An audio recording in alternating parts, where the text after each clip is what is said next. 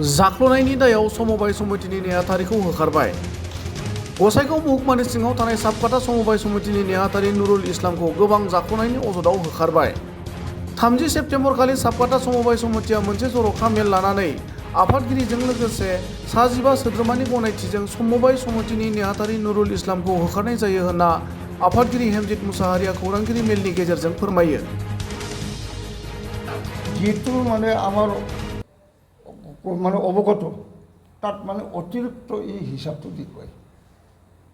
সেইকাৰণে আমাৰ বিৰোধীৰ 2-3জন মানুহ যাই পেলাই আমাৰ FCIত গ'ল যে আমাৰ গাড়ী ভাড়া কিমান যায় আৰু এজেণ্টসকলক যে আমি 500কৈ দিওঁ তেখেতৰ শ্বৰ্টেজ হয়, আপোনাৰ 4-5জন মানে কি কয় গ্ৰাহকক দিব নোৱাৰে। সেইকাৰণে আপোনালোকক মাতিছোঁ আৰু ইয়াত মোৰ বক্তব্য ইমানতে আমাৰ বিৰোধীৰ আমি সাব কমিটি বনাইছোঁ। সাব কমিটিক আমি অৰ্ডাৰ দিছোঁ যে সম্পূৰ্ণ মানে ছেক্ৰেটাৰীক মানে হেল্প কৰিব লাগে, কিন্তু ছেক্ৰেটাৰী মহোদয়ে তেখেতসকলক মানে होखारजानाय नेहाथारि नुरुल इस्लामनि जाख्ल'नायनि सायाव समबाय समितिनि गुबुन सासे बिबानगिरियाबो ओरैबायदि फोरमायो। লগতে আজিৰ উদ্দেশ্যটো আমাৰ চেয়াৰমেন মহোদয় ডাঙৰীয়া অলৰেডি কৈয়ে গ'ল। তো আমাৰ মেইন উদ্দেশ্যটো হ'ল যে আমাৰ এই সাবকাটা সমবায় সমিতিৰ যিখন সম্পাদক আছে নুৰুল ইছলাম, তো অলৰেডি আমি 6 মাহ হ'ল আমাৰ নতুন কমিটি গঠন হোৱাৰ পিছত 6 মাহ হ'ল। 6 মাহলৈকে আমাৰ যে 15জন চেয়াৰমেনলৈকে 15জন BOD একেলগ হৈ আমি এখন কমিটি হৈছে, আৰু এই কমিটিত অকল চেয়াৰমেনক ইনচাল্ট কৰি বাকী সদস্যবিলাকক ইনচাল্ট কৰি নিজাববীয়াকৈ তাৰ নিজৰ হিচাপত যি মনত আহে সি নিজৰ ঘৰত বহি এটাকৈ লিষ্ট বনাই আহি প্ৰতি মাহত আমাক হিচাপটো ইয়াক দাঙি ধৰে।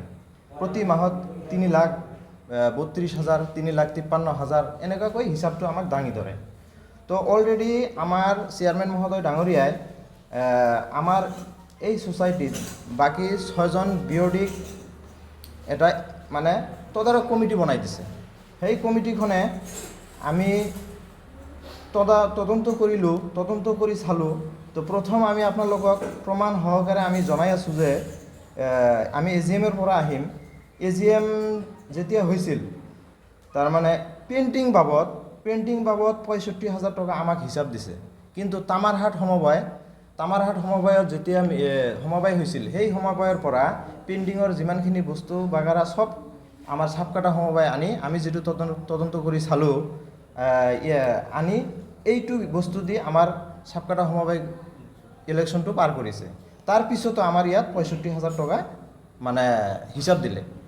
তাৰপিছত কি হ'ল আপোনাৰ পেকেট লাঞ্চ বাবদ কি কৰিলে, পেকেট লাঞ্চ আমি যিটো হিচাপ কৰিছিলোঁ আমাৰ হিচাপত আহে 30,000 পৰা 32,000 টকা খৰচ হৈছে। তাৰপিছত ইয়াতে আমাৰ সম্পাদক মহোদয়ে কি কৰিলে 66,000 টকা আমাক হিচাপ দিলে। আমি এই হিচাপত সন্তুষ্ট হোৱা নাই। তাৰপিছত কি কৰিলে ইফতাৰ, তেতিয়া যেতিয়া আমাৰ সাবকাটা সমবায় যেতিয়া ইলেকশ্যনটো হৈছিল তেতিয়া ৰমজান মাহ আছিল, তো আপোনালোকে নিশ্চয় জানে। তো ৰমজান মাহত কি কৰিলে ইফতাৰ বাবদ আমাৰ সাবকাটা BCTCৰ চেয়াৰমেন পম্পী সাহা সি নিজে, আমি যিখিনি জানো আৰু সি নিজে কি কৰিছিল ইফতাৰ খৰচখিনি সি নিজে বহন কৰিছিল। বহন কৰাৰ পিছতো সি কি কৰিলে ইফতাৰ বাবদ ইয়াতে 30,000 টকা হিচাপ আমাক দি দিলে। পিছত এইখিনি হিচাপত আমি সন্তুষ্ট হোৱা নাই। তাৰপিছত মেল বাবদ মানে আমাৰ ইয়াত হোটেল মানে বনাইছিল বুলি, মানে সমবায় যিমানখিনি মানুহ ভোট দিব আহিব শ্বেয়াৰ হোল্ডাৰবিলাক সিহঁতে আহি ভাত খাই যাব বুলি, কিন্তু ইয়াতে কোনো মানে সমবায়ৰ পৰা কোনো হোটেল ইয়াতে নাই। আপোনালোকে এইটো তদন্ত কৰি চাব পাৰে, কোনো হোটেল দিয়াৰ হোৱা নাছিল। আমাৰ UPPL BJPৰ ফালৰ পৰা এটা হোটেল দিয়া হৈছিল।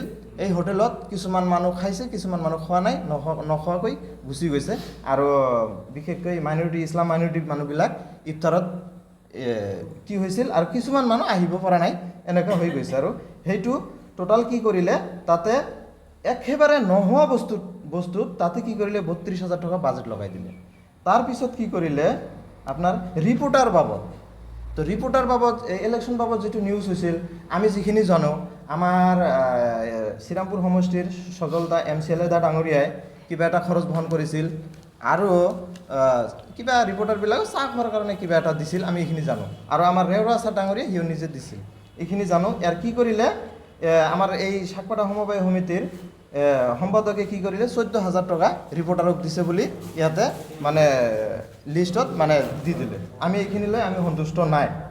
তাৰপিছত কি কৰিলে, ইলেকশ্যন পৰিচালনা কৰোঁতে ৰিটাৰ্ণিং অফিচাৰবিলাক যে আহে, তো ৰিটাৰ্ণিং অফিচাৰবিলাক যেতিয়া আহে, সেই ৰিটাৰ্ণিং অফিচাৰবিলাকে অহাৰ পিছত মানে 4 দিন যে সমবায় মানে ইলেকশ্যনটো পৰিচালনা কৰি গ'ল সিহঁতৰ কাৰণে এটা হিচাপ ইয়াতে দাঙি ধৰিছে 2,05,000 টকা। তো আমি তদন্ত কৰি আমাৰ তদাৰক কমিটিয়ে তদন্ত কৰি চালোঁ যে 2,05,000 টকা সিহঁতে 1 টকা ওলোৱা নাই। পিছত এনেকৈ আমি চালোঁ আৰু কি কৰিলে 2,05,000 টকা ইয়াতে মানে হিচাপ দাঙি ধৰিলে। তাৰপিছত কি হ'ল, ERCS অফিচ, ERCS অফিচত 25,000 টকা বাজেট লগাই দিলে আমাৰ ইয়াতে। তো আমি ERCS অফিচত এইটো তদন্ত কৰিলোঁ, তদন্ত কৰি চালোঁ যে 1 টকাও ERCS অফিচত লোৱা নাই। তাৰপিছত কি হ'ল, পুলিচ বাবদ 6,000 টকা ইয়াতে হিচাপ লগাই দিলে। আমি ইয়াতে আমাৰ সাপকাটা IC শিৱা প্ৰসাদ কলিতা ছাৰ যিমান দিনলৈকে আছে আমি যিখিনি জানো, ছাৰে এতিয়াৰ পৰা অলৰেডি তাৰ 2 বছৰ 6 মাহ এনেকুৱা এটা হৈ গ'ল। আমি যিমানখিনি জানো, ছাৰে এতিয়ালৈকে কাৰো পৰা কোনো ধৰণৰ কাম কৰি ইমান মানুহক উপকাৰ কৰি দিয়াৰ পিছতো সি কাৰো লগৰ পৰা পইচা লোৱা নাই, আমি এইখিনি দেখা নাই। কিন্তু আমাৰ সমবায়ৰ পৰা বোলে 6,000 টকা লৈছে। এইটো ইয়াতে আপোনালোকে এইটো চাব, আমি টোটাল আপোনালোকক দি দিম, আপোনালোকৰ কাৰণে আনিছোঁ। তাৰপিছত কি কৰিছে, বাছ ভাড়া বাবদ 6,000 টকা হিচাপ দিছে। ক'ত বাছ আহিল না আহিল আমি গমেই নাপালোঁ। তাৰপিছত কি কৰিলে, তাৰপিছতো কাৰ ভাড়া কোনে আহিল কাৰ লৈ আমি গম নাপালোঁ। কাৰ ভাড়া বাবদ লগাই দিলে ইয়াতে 25,000 টকা। তো টোটাল আমি মূলখিনি কৈছোঁ, আমি কমপ্লিট কোৱা নাই। তো আপোনালোকৰ টোটাল ইয়াতে 5,53,500 টকা ইয়াতে হিচাপ দাঙি দিলে।